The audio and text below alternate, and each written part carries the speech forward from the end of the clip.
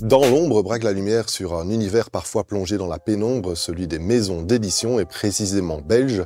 Nous recevons un invité pour en éclairer les coulisses et aujourd'hui c'est Frédéric Deville des éditions F. Deville. Bonjour Frédéric. Bonjour. Est-ce que vous pouvez nous présenter votre maison d'édition ?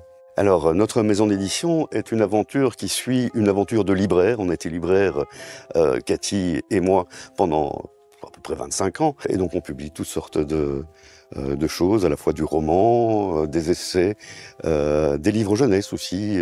On fonctionne beaucoup au coup de cœur. Donc, c'est essentiellement des livres qui nous plaisent, on a envie de promouvoir.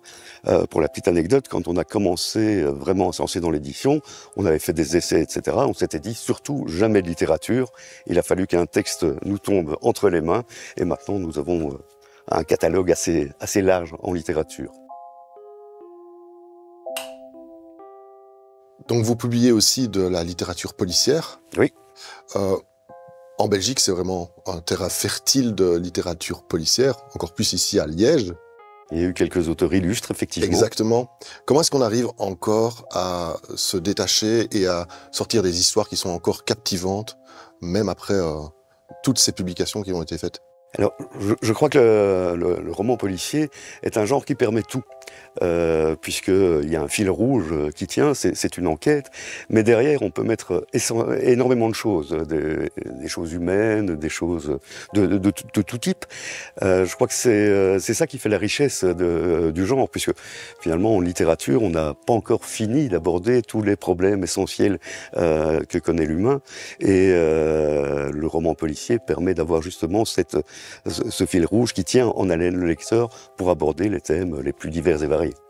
Est-ce qu'il y a une différence dans votre travail entre publier des romans policiers et puis aussi, comme on le voit, plus grand que moi, un album pour enfants ?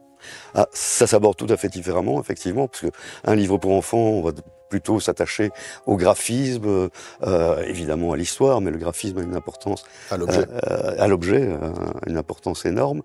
Le roman policier, c'est le même travail que lorsqu'on publie un roman ou un essai. C'est la qualité littéraire, bien sûr, la qualité de l'histoire, le côté captivant, parce qu'un roman policier, plus que tout autre, doit être vraiment haletant. Et puis il y a un travail après aussi de mise en page, etc. Et on a la chance d'avoir Loustal qui illustre nos romans policiers. Loustal qui illustre aussi d'ailleurs les couvertures de Simenon depuis pas mal de temps. Donc ça nous fait un fameux point commun. En parlant de romans policiers, vous allez nous présenter « On ne cloue pas les jeunes filles aux arbres ». Oui, c'est le dernier roman policier, le dernier roman de Bruno Dinan. Alors c'est une histoire qui se passe dans l'Assommois, un côté très très villageois. C'est une histoire qui va commencer directement par la découverte d'une jeune fille qui s'est accrochée à un arbre avec une flèche d'arbalète plantée dans le dos. Alors ça va mener à toute une intrigue qui mêle toute une série d'éléments, à la fois la nature, puisque les arbres ont un rôle important à jouer là-dedans, des intrigues familiales, les relations humaines entre villageois, des secrets de famille, et tout ça vers une conclusion absolument haletante.